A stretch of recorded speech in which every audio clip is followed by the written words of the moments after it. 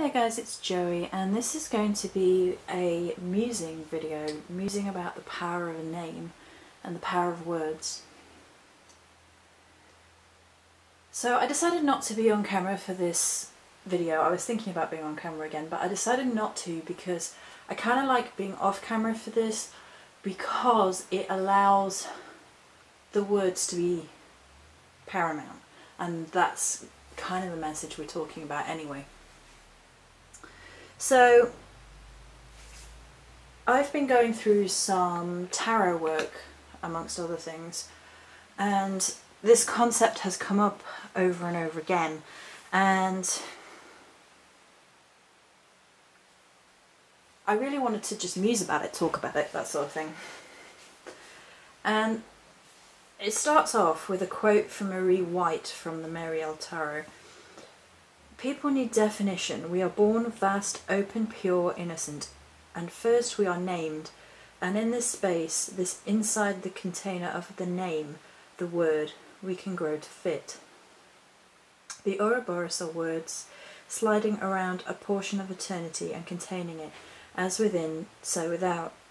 This is the Logos, the creative word. Start with a name.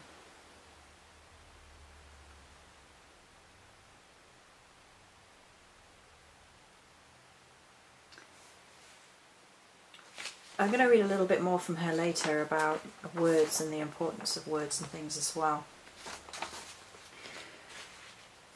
But it's an interesting concept that we start when we are born and we are innocent and pure and perfect with infinite possibility.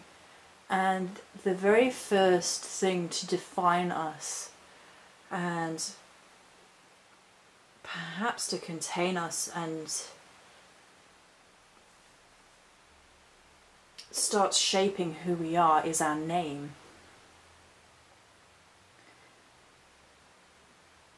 And when you think about it, the process of naming a child is this huge deal, this huge paramount, important, incredible thing that you bestow on a child, because it becomes a definition of who they are. And I was thinking about it, about my name, what my name meant, the fact that growing up I didn't particularly like my whole name, and the evolution of my actual name. And this is on an actual process. We'll talk a bit about magical names later, but this is my given name. So my full given name is Joanne, and Joanne means gift from God, or God is gracious. That is the meaning of my name.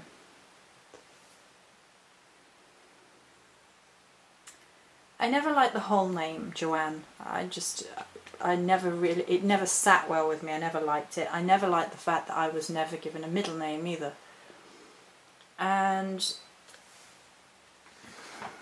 I was always Jo rather than Joanne.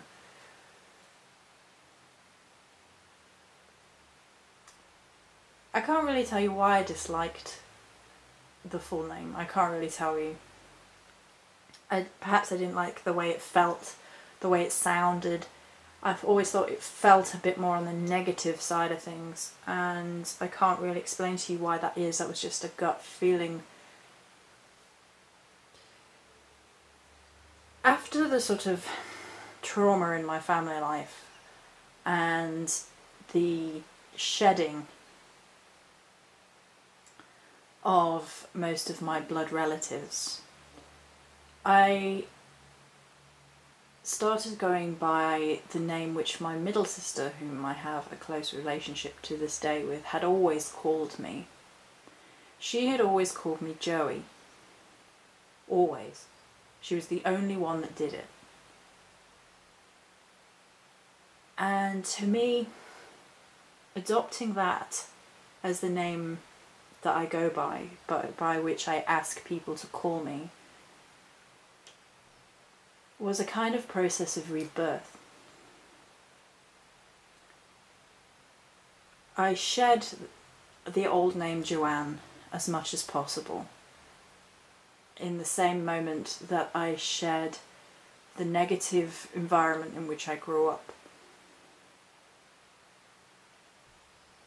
There are instances in my growing up that I can remember my name being used as a form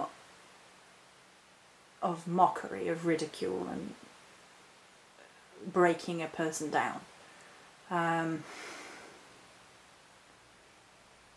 My parents both called me Joanny Pig for a long time. And tried to instill this sort of shame in my name. As if it was funny, you know, as if ridiculing their child and trying to make their child feel fat and greedy was funny. So when I shed that, I shed my fuller name and just adopted Joey, and that's what I go by. It was a process of redefining myself, letting go of all the negative connotations that had been forced upon me by a name that I was given and never liked. A name that didn't sit with me, it didn't suit me, didn't feel right to me. My mother had told me she always wanted to call me Cassandra, and to me that seemed to fit better, although I would have been a Cass.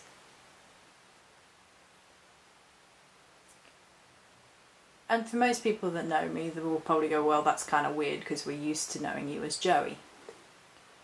And that's just driving home the point about the power of a name.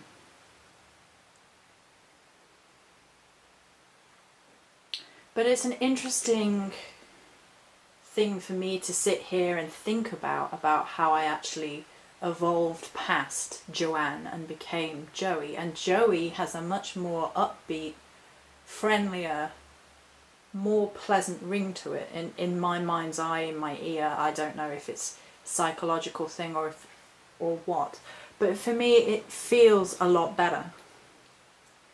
I mean, to the point where when I tried to speak to my nana once and sent her a letter, I signed it Joey, not even thinking about it, and she wanted to know who on earth Joey was. She asked me, sort of thing, like as if not understanding it, and it was one of the final processes of breaking away from that side of my family.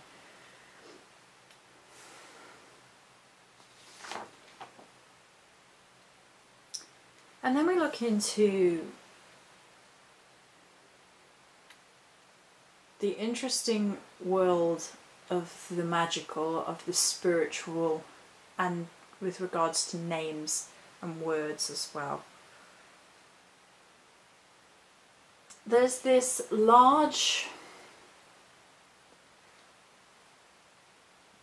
mythos surrounding the idea that if you know a thing's true name, then you understand it at its essence, and there are sorts of branches of that, like you can control a thing by knowing its true name, and you can truly understand and grasp something's true meaning by knowing its true name. And it actually starts in the Hermetic tradition, in the Hermetic Jewish tradition, and gets adopted into the biblical tradition. But it's everywhere. It appears all over the place. It even appears in popular culture, in modern books. The most recent example that I can think of being the Eragon Dragon series, whereby magic is mastered by knowing something's true name. And by not having learnt and prepared properly to know something's true name, you can actually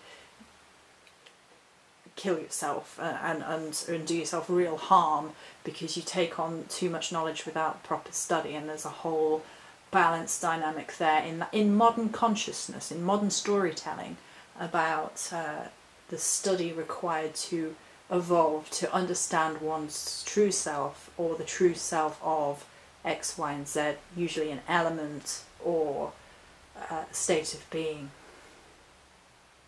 that's interesting unto itself. It's a whole subject unto itself that is well worth reading about, well worth delving into and investigating. I think it's fascinating, and it's way too much information to cram into a video here, especially when it's me musing. It's just me pulling at threads of ideas and putting something out there and talking and thinking out loud.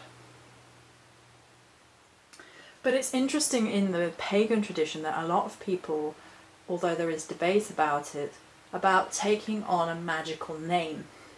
And some people take on two. Some people take on a magical name in a public sphere to protect their own name, or to fit in, or to appear, I don't know, perhaps more pagan, more nature-based, I don't know. And at first I went by Rowan. I still kind of tend to do. Rowan was my online name when I was part of online communities through forums, before the whole Google messing about with your name on YouTube and all the rest of it. But Rowan was always a name that resoundingly had meaning to me. One of the very first books I remember reading about witches, amongst other things, is one of the Night World series books, and there were three sisters, Rowan, Kestrel and Jade, and I identified with the eldest, which was Rowan, who was described as looking like me and acting like me, and I felt a strong sort of kinship there, along with the fact that I felt a very strong natural connection to the wood, the tree Rowan, and its protective qualities, and it being a witch's tree and all the rest of it. So I tended towards that name in a public sphere. There is a debate about having a magical name and whether or not it identifies you with your true self, and whether it makes you more in touch with your soul purpose, your soul energy, or if it's just humbug and an excuse for modern practitioners to adopt names which they like. And some have very long names, and some refer themselves to sort of pivotal mythological individuals and things of that nature. As to that, I cannot really fall one way or the other. I think the importance of a name, the power of a name, is obviously there to me, particularly because I know how I have shed the name I was given at birth and sort of transformed that, rather than completely dropped it, into something else.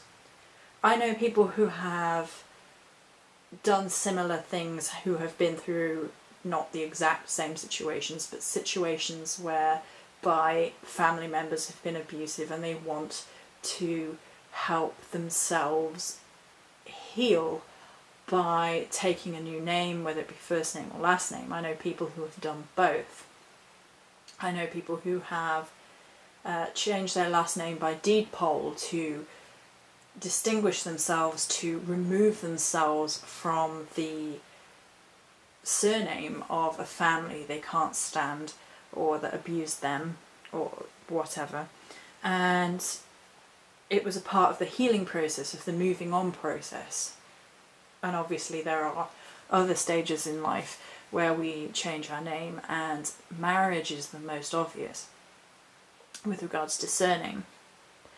A lot of people in modern days try and do hyphenates because the idea of a woman having to shed her name to become property is about, and as if she has to take her husband's name in order to then belong to him. Some people find this idea romantic, some people find this idea patriarchal and outmoded and outdated. This is a difficult one for me because personally I dislike my family name, because for obvious reasons. If it's not so obvious to someone new watching the video, I have nothing to do with that family anymore, and I certainly don't want my father's surname. And So to me, I will happily be rid of it someday.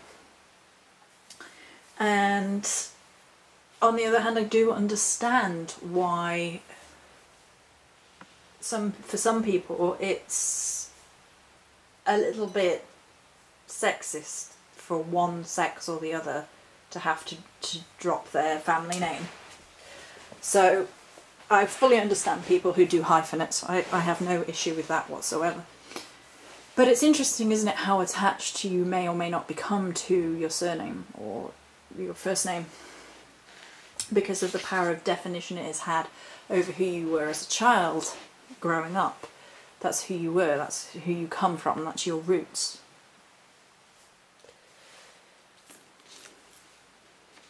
And we all have feelings about it, whether we have positive feelings about it or negative feelings about it.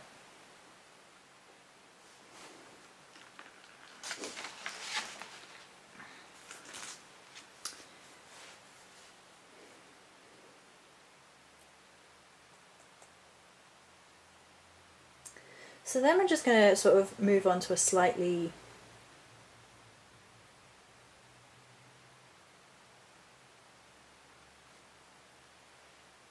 more word-related thought that came from the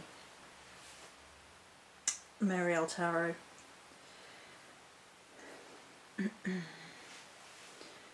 Words and thoughts have wings. They can be harmless like the grasshopper, or multiply and fester in doubt and fear and become like a plague of locusts. Words and thoughts create.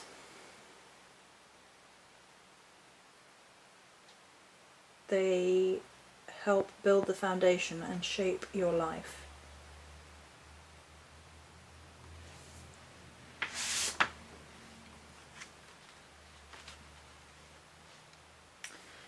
As pagans or witches, we are, or should all, be aware of the power of words. The fact that once they are said, once they are spoken, they are out, they are in the universe, they have vibrated and created change. We cannot take them back.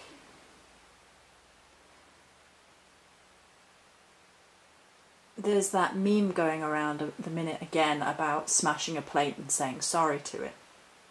And whilst it's used for many different ideas, being mean being one, domestic violence being another. I've seen it used for a multitude of different things.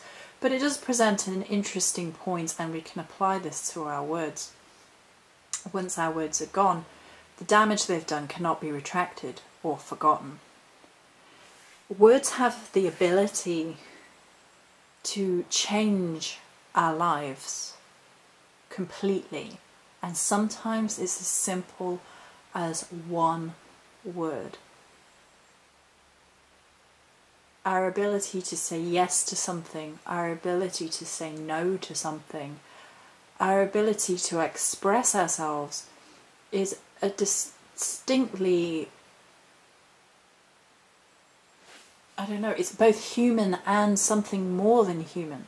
And in the Mariel Tarot, it talks about the fact that words is one of the greatest art forms of mankind, both the oral tradition and later the written tradition, which is something developed by and sort of singularly to humankind, at least on this planet. The written word. And our forms of communication and language and how that has developed, and meaning, and the pure ability of words to affect with pure beauty and love, or pure venom and hate, is incredible. And it's such a profound thing when you sit there and you think about it. And you can tie that back to names, because you can only have to call someone one kind of name to have a huge effect on their life. Who doesn't remember the first person that was really nasty to them and called them a really bad name? Who doesn't remember the first time they felt truly loved and the first pet name they ever had? Nicknames. Where they came from, what they mean, connecting with people on a friendship level. The ability to help someone grow or scar someone based on a single word. It's insane when you start to think about it, when you really sit and start to think about the deep psychology that words and names and the interplay they have on our lives.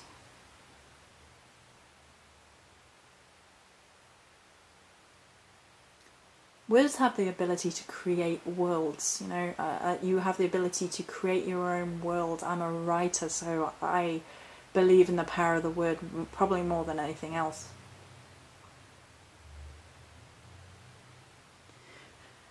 And as witches, we manifest.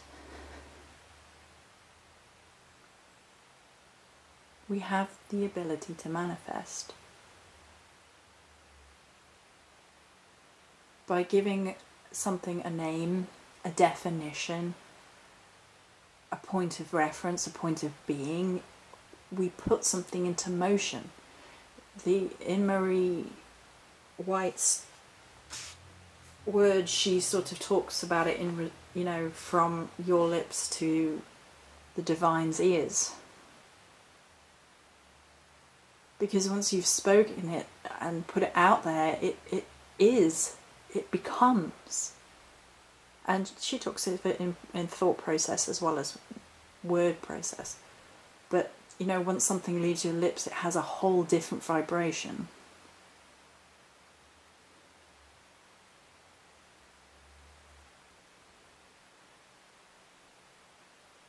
The names we give ourselves help define who we are as well. And this is very important for people going through processes of change and trying to be the best person they can be, which we talked about before, and changing how they are to themselves. Calling yourself a name like failure is setting yourself up for one thing and one thing only.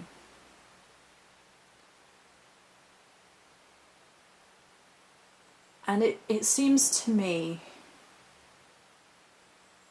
that the best thing we can really call ourselves is something like work in progress, or something like potential, and take that as our starting point. Give ourselves titles to whom we wish to become, and seek to fill that container, that space, the same way that we are given a name and we become that person. We should name ourselves whom we want to be and seek to fill that space in which we have defined ourselves. So I think that's going to be it today. I really wanted to talk about that and muse about that a bit. Many blessings.